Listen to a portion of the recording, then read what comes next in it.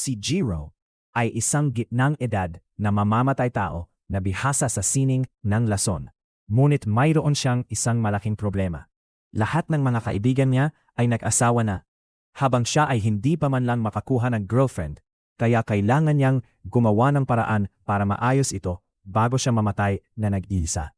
Sa isa sa mga misyon ni Jiro, naroon siya upang patayin ang isang pangulo ng Yakuza. At ang pangulong ito ay kasalukuyang nagmamadali sa pagkakaroon ng lung cancer habang nakaupo sa ilang halos hubad na mga lalaki bilang muebles, na mukhang medyo bakla kung tatanungin mo ako.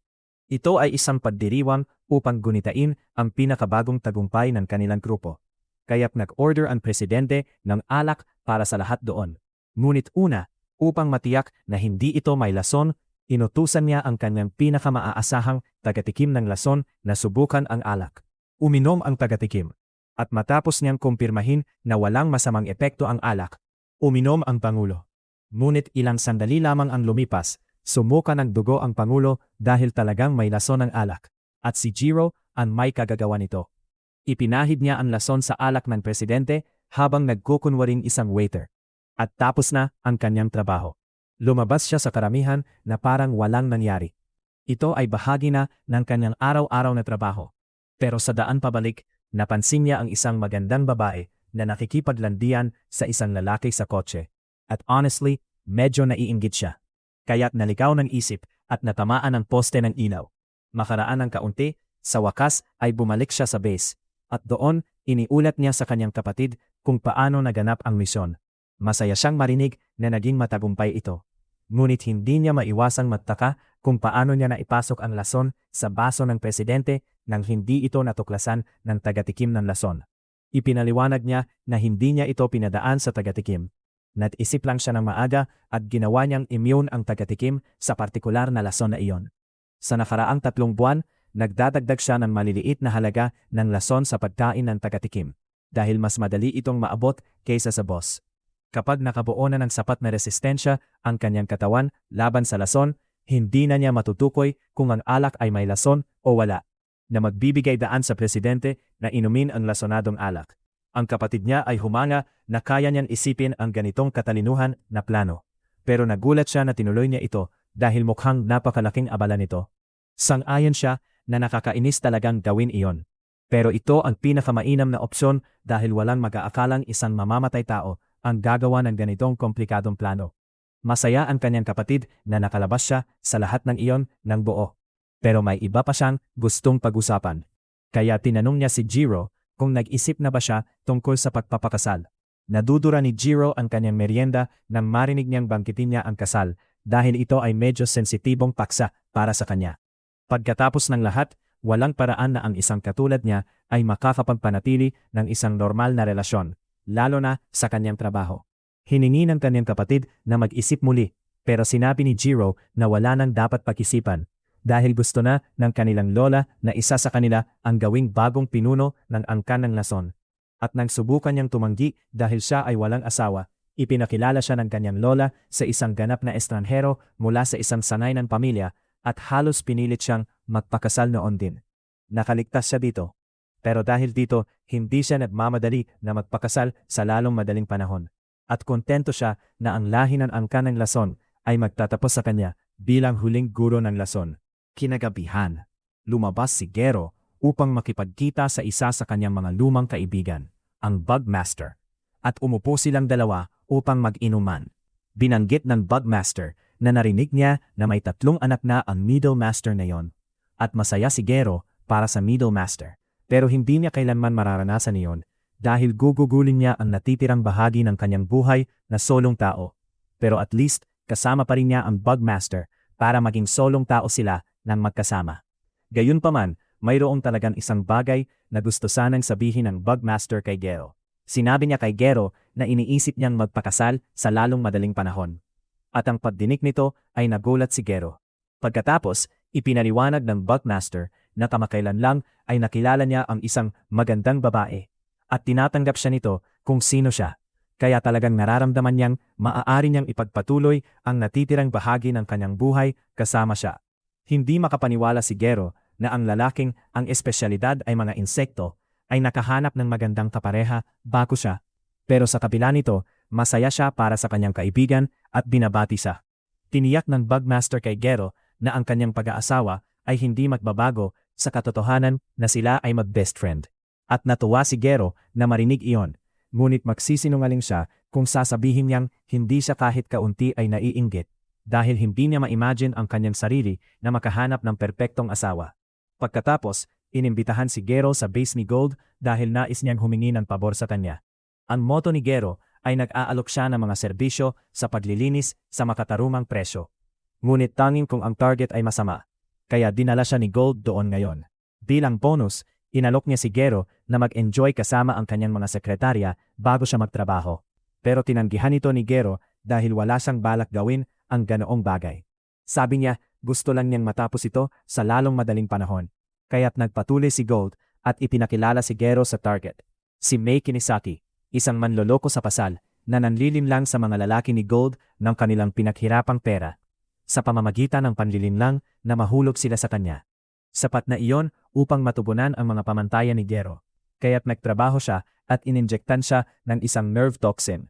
Sinabi niya sa kanya na sa loob ng susunod na ilang minuto, bawat ugat sa kanyang katawan ay mararamdaman na parang piraso-piraso itong pinapunit. At magiging mulat siya sa bawat minuto ng torturang iyon. Hindi nag-react si Mei sa sinabi ni Gero at sa halip ay kinakabahang sinabi sa kanya na naaalala niya ang kanyang unang pag-ibig. Pero alam ni Gero na sinusubukan lang niyang makalusot dito sa pamamagitan ng pag-flirt sa kanya tulad ng ginawa niya sa iba.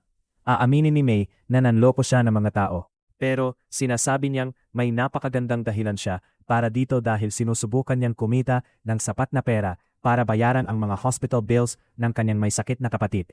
Pero inaamin niyang mali pa rin ang ginawa niya. Masaya na lang siya na makikita niya ang huling sandali niya sa isang mukha na kahawig ng taong mahal niya. Ang lason ay talagang nagsisimula ng magdulot ng epekto sa katawan ni Mei. At malinaw na ang lahat ng sinabi niya ay isang pagtatangkang hikbiin ang puso ni Gero. Ngunit kung nagtataka ka kung talagang tanga siya para mahulog sa isang taong literal na kinumpirma ng isang love con artist, oo, tanga siya. Kakatapos lang noon, tumawag si Gero sa kanyang kapatid at humingi siya ng tawad sa pagtawag sa kanya habang siya ay nagtatrabaho. Pero kailangan niyang lumipat pabalik sa pangunahing sanay ng pamilya. Kaya gusto niyang ipaalam ito sa kanya bago siya umalis. Ito ay isang malaking gulat kay Gero, kaya tinanong niya ang kanyang kapatid kung ano ang nangyayari. At ipinaliwanag ng kanyang kapatid na talagang seryoso ang kanilang lola sa pagnanais ng isang tagapagmana. At dahil wala namang asawa si Gero, at hindi nila siya mapapayag na tanggapin ang kasunduan sa kasal, siya na lang ang gagawa nito. Sinubukan ni Gero na sabihin sa kanya na hindi niya kailangang gawin ito. Pero wala siyang kakayahang tumakas mula sa pangunahing pamilya. At alam niyang kung tatanggihan niya ito, malamang nakukunin nila ang kanyang kalayaan para gamitin siya bilang makina ng paggawa ng bata. At kung iyon ang alternatibo, mas mabuti pang sumunod na lang siya sa kagustuhan ng kanilang lola at sumama na lang dito. Tinanong ni Gero si Apari kung ano ang gagawin niya tungkol sa kanyang kasintahan. At sinabi niyang wala siyang ibang pagpipilian kundi makipaghiwalay dito. Sinabi ni Gero na huwag niyang gawin iyon, pero sumigaw siya pabalik na ito na lang ang tanging paraan dahil ayaw niyang magsakripisyo si Gero para sa kanya. Totoo na ayaw ni Gero ng arranged marriage, pero ayaw din niyang magdaan sa ganong sitwasyon ang kanyang kapatid. Kaya nag-isip siya ng isang ideya. Lumapit siya kay Mei at sinabi na kung gusto niyang mabuhay, kailangan niyang pumayag na pakasalan siya. Sa ganiting paraan, pipiliin niya ang isang tao na naaakit na siya. Kaya tinanong niya siya kung sumasang-ayon siya. Pagkarinig niyon, ngumiti si Mei sa kanya ng may ginhawa at sa kanya sinabi, "Siyempre hindi." Talagang hindi inasahan ni Gero iyon matapos ang sinabi ni Mei kanina. Pero sinusubukan lang niyang magalit siya ng kaunti bilang ganti bago siya mamatay. Pagkatapos ng lahat, bakit siya magpapakasal sa isang tao na akala niya ay tama lang na mag-propose sa isang taong papatayin niya kanina? Napagtanto ni Gero na tama siya dahil hindi rin siya papayag sa ganong kasunduan. At sinabi ni Mei na kung seryoso talaga siya sa paghahanap ng asawa, kailangan niyang maging tapat sa sarili niya tungkol sa nararamdaman niya. Kung hindi, hindi siya makakahanap ng sinuman. Maya-maya, tinawag ni Gero si Gero sa con system at tinanong siya kung pwede bang bilisan niya ito ng kaunti dahil gusto na niyang makita itong pinatay si Mei. Gayunpaman, malalim ang iniisip ni Gero ngayon. Mayroon siyang patakaran na pumatay lamang ng mga taong masama na karapat-dapat mamatay. Hindi dahil mahalaga sa kanya ang katarungan o anuman, kundi upang mas madali siyang makatulog sa gabi.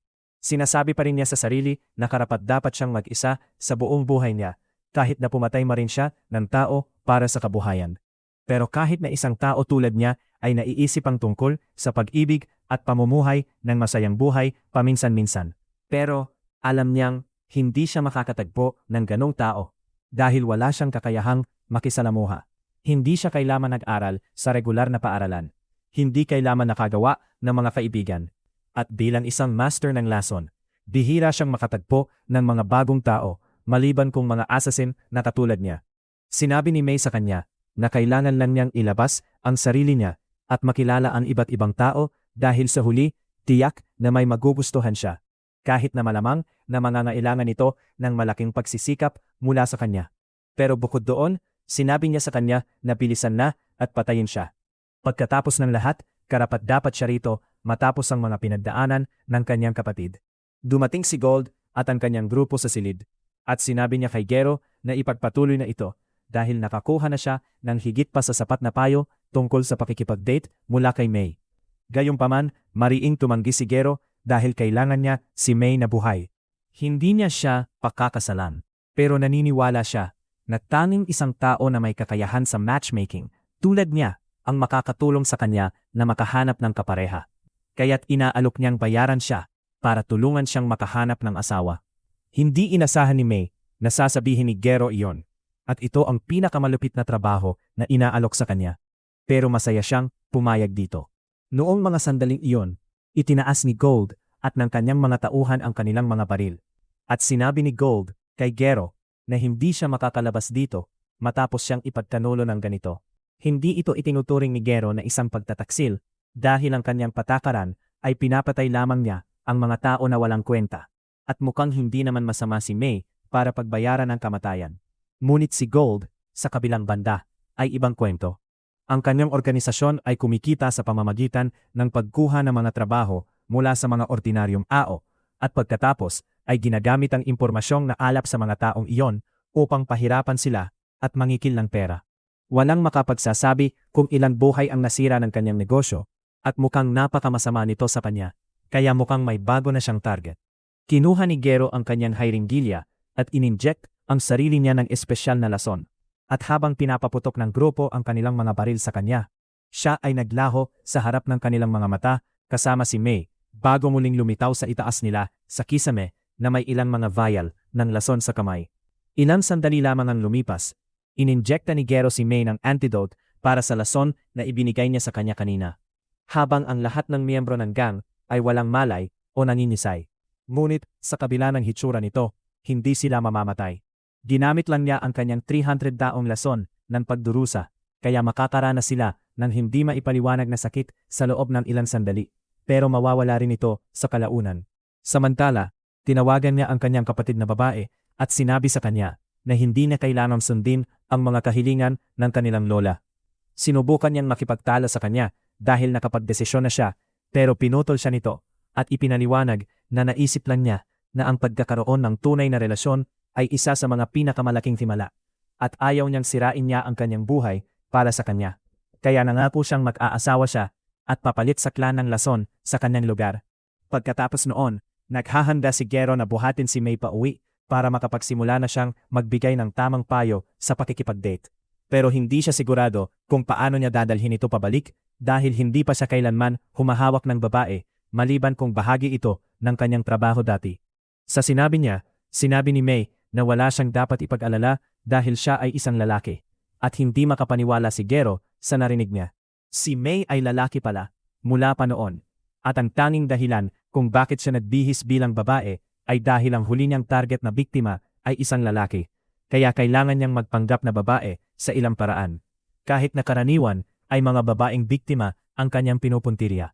Kaya't ito ay isang pambihirang pagkakataon. Bilang karagdagan, gusto niyan agad na simulan ang pagtulong kay Gero. Kaya pinasali niya ito sa isang matchmaking event mamayang araw. At mayroon siyang planong hindi mabibigo upang matulungan si Gero na umusad. Pumunta si May sa event na nakabihis bilang babae at pinapahanga ang lahat ng mga kalalakihan doon upang mabawasan ang kompetisyon ni Gero. At habang ginagawa niya iyon, nasa kamay ni Gero ang susunod na hakbang. Umupo si Gero sa tapat ng isa sa mga babae sa kaganapan. At pagkatapos siyang magpakilala, inihanda ni Gero ang kanyang trump card. Sinabi niya sa kanya na kumikita siya ng mahigit 100 milyon bawat taon. Hindi iyon naging maganda para sa kanya dahil hindi siya pinansin ng babae pagkatapos noon. At sinigawan siya ni May, tinatanong kung bakit siya gagawa ng ganong kabastos. Pero talagang akala ni Gero na magiging epektibo iyon. Nabasa niya sa isang blog na gusto ng mga babae ang mga lalaking kumikita ng malaki. Pero kahit na totoo iyon sa ilang antas, sinabi ni May sa kanya na hindi siya dapat nagsisimula ng mga usapan na ganon dahil nagmukha siyang isang ganap na gago. Pinayuhan niya si Gero na tingnan muna ang mga mata ng babae at ngumiti bago magsalita. At sineryoso ni Gero ang payo. Pero sa kasamaang palad, mukhang sobrang creepy siya kapag ngumiti. Ang matchmaking event ay talagang nabigo. Pero sinabi ni May kay Gero na huwag pang sumupo dahil ang susunod na plano ay gumamit ng dating apps. Kinagabihan, nagawa ni May na makakuha ng match para kay Gero. At ang date ay sa isang lokal na coffee shop. Pero nahihirapan si Gero dahil nag-order ang babae ng mga panhimagas para sa kanilang dalawa. At dahil sa lahat ng kanyang pagsasanay bilang poison master, napakahirap para sa kanya na kumain ng isang bagay na hindi niya ginawa mismo. At tulad ng inaasahan, naguluhan ang babae sa kanyang pag-uugali at umalis sa kalagitnaan ng kanilang date. Matapos ang ilang pangnabigong pagtatangka, nagpapaalam si May kay Gero para sa araw na iyon at sinabing magkikita sila muli bukas para ipagpatuloy ito. Gayunpaman, pagliko niya sa kanto, may isang kotse na mabilis na bumabagtas sa kalye. At may isang lalaking nakasandal at hinablot si May. Ang lalaki ay ang nakatatandang kapatid ni Gold at hinihingi niyang malaman kung ano ang ginawa ni May sa kanya. Dahil dati, palaging pinag-uusapan ni Gold ang tungkol sa pagsakop sa mundong kriminal. Pero ngayon, sinasabi niyang gusto na lang niyang bumalik sa kanyang bayan at magsimula ng tahimik na kumpanya ng paglilinis. Dahil hindi na sulit ang krimen. Alam niyang may kinalaman si May dito, kaya't papahirapan niya ito hanggang malaman niya kung ano ang nangyari. Gayunman, sa mga sandaling iyon, napansin ng grupo ang isang lalaking nakatayo sa gitna ng kalsada sa harapan nila. At si Gero iyon. Sinubukan nilang banggain siya. Pero tumalon si Gero sa ibabaw ng kotse. At sabay na ibinuhos ang isang napaka-corrosive na panlinis na ginawa niya sa gitna ng kotse. Pinaghati ito sa dalawa. Pagkatapos, tumakbo siya mula sa likuran nito at bago pa man makatawid ang kotse sa tulay, hinablot niya si May at tumalon palayo patungo sa kaligtasan. At para kay Gold's brother, pagkatapos ng nangyari, ang tanging naiisip niya ay, alam mo ba, baka hindi pala sulit maging kriminal.